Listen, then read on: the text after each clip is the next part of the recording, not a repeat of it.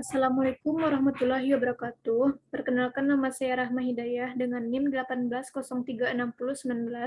Saya akan mempresentasikan artikel seminar literatur kimia dengan judul Pemanfaatan silika gel untuk meningkatkan kuat tekan beton. Yang pertama, bab 1 pendahuluan, latar belakang. Silika gel merupakan butiran kacang berpori dan dibuat secara sintesis dari natrium silikat. Silika gel ini berfungsi mencegah kelembapan, menyerap lembab, mencegah pembentukan karat dan jamur. Silika gel ini ada dua jenis. Yang pertama, silika gel biru dan silika gel putih, di mana silika mengandung silikon dioksida atau SiO2 yang baik digunakan sebagai campuran pada beton atau yang diuji oleh Laboratorium Baristan Industri Palembang. Pada beton, beton merupakan campuran agregat halus dan kasar, semen dan air. Beton ini menahan gaya tekan yang dapat diproduksi dalam jumlah yang besar secara bersamaan atau sistem fabrikasi yang dapat dibentuk sesuai yang diinginkan. Beton ini nantinya pada penelitian ini akan dicampurkan dengan silika gel dalam pembuatan beton. Nanti akan diuji hasil uji kuat betonnya. Selanjutnya, tujuan penelitian. Yang pertama, untuk mengetahui pengaruh dari penambahan silika gel terhadap kuat tekan beton. Yang kedua, untuk mengetahui sejauh mana kuat tekan yang dihasilkan dengan menggunakan bahan tambah silika gel. Selanjutnya yaitu manfaat penelitian.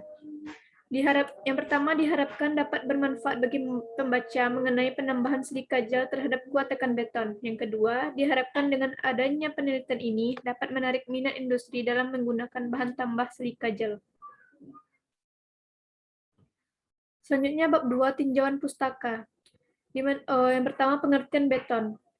Beton merupakan campuran antara semen Portland atau semen hidrolik yang lainnya, agregat halus, agregat kasar, dan air, dengan atau tanpa bahan campuran tambahan.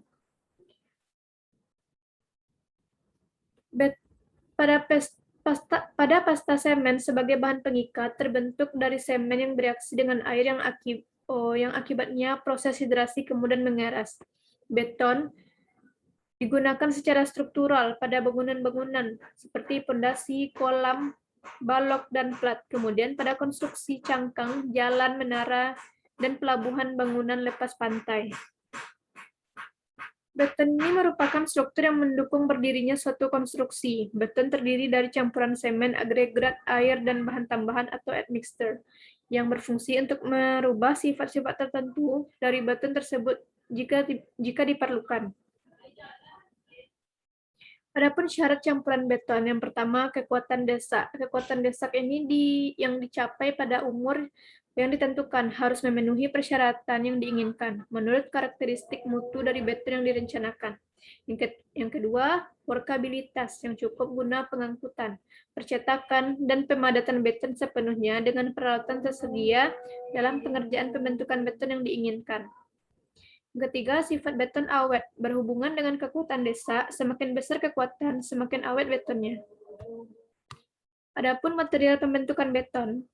Yang pertama, yang adanya yaitu semen agregat dan silika gel. Pada semen ada dua jenis.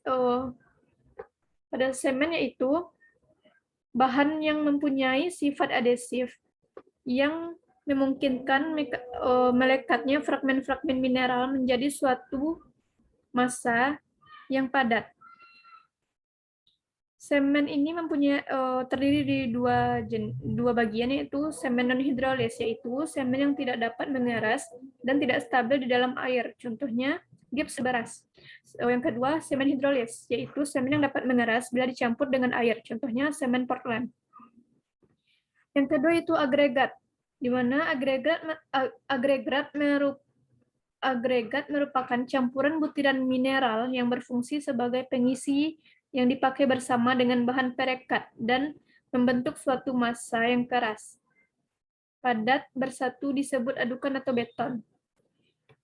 Agregat ini terbagi dua, agregat kasar dan halus. Pada agregat kasar merupakan batuan yang lebih besar berdasarkan standar ASTM. Adapun syarat-syarat pada agregat kasar ini yaitu agregat kasar untuk beton dapat berupa kerikil sebagai hasil desintegrasi alami. Yang kedua, dari batuan-batuan atau berupa batuan pecah yang diperoleh dari pemecahan batu. Yang ketiga, agregat kasar terdiri dari butir-butir yang keras dan tidak berpori kasar yang mengandung butiran pipih. Yang keempat, agregat kasar tidak boleh mengandung zat-zat yang dapat merusak beton seperti zat-zat reaktif alkali. Yang kelima, agregat kasar tidak boleh mengandung lumpur lebih dari 1%. Yang keenam, kekerasan dari batu agregat diperiksa dengan bejana penguji.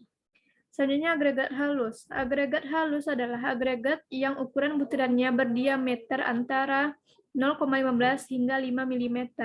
Di dalam beton, agregat halus berfungsi sebagai bahan pengisi pori-pori beton, sehingga beton menjadi padat dan mendukung kekuatan beton. Adapun persyaratan agregat halus yaitu agregat halus untuk beton dapat berupa pasir, batuan yang dihasilkan oleh alat pemecah batu. Yang kedua, agregat halus harus terdiri dari butir-butir yang tajam dan keras. Butir-butir harus bersifat kekal, artinya tidak pecah atau hancur oleh pengaruh cuaca. Yang ketiga, agregat halus tidak boleh mengandung lumpur lebih dari 5%. Yang artinya dengan lumpur adalah bagian-bagian yang dapat melalui ayakan. Yang keempat, agregat halus tidak boleh mengandung bahan-bahan organik terlalu banyak yang harus dibuktikan dengan percobaan warna dari Abramshader. Selanjutnya, agregat halus harus terdiri dari butir-butir yang beraneka ragam besarnya dan apabila diayak dengan susunan ayakan yang ditentukan. Selanjutnya yang ketiga, silika gel. Silika gel merupakan butiran seperti kaca dengan bentuk yang sangat berpori. Walaupun namanya silika gel, namun bentuknya padat. Silika gel merupakan mineral alami yang dimurnikan dan diolah menjadi salah satu bentuk butiran atau manik-manik. Silika gel terbagi dua, yaitu silika gel blue dan silika gel white. Silika gel blue atau biru, ini berwarna biru, merupakan indikator warna yang berubah menjadi merah bata pada kondisi jenuh. Namun sebaiknya silika gel blue dihindari dari penggunaannya dari produk makanan.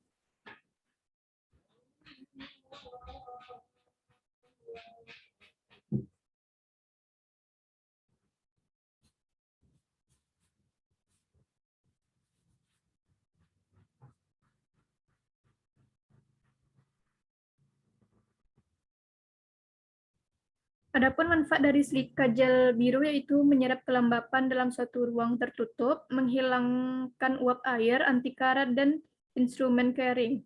Yang ketiga, untuk menjaga kualitas produk terutama untuk barang-barang elektronik, tas kulit, sepatu, dan bahan tekstil. Yang keempat, berbahaya untuk makanan karena sudah bercampur dengan bahan kimia yang berubah warna.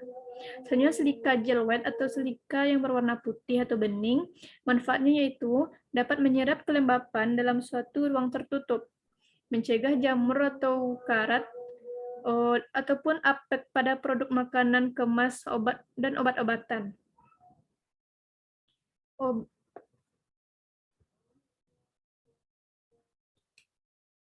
Baiklah, hanya itu yang bisa saya sampaikan. Terima kasih. Wassalamualaikum warahmatullahi wabarakatuh.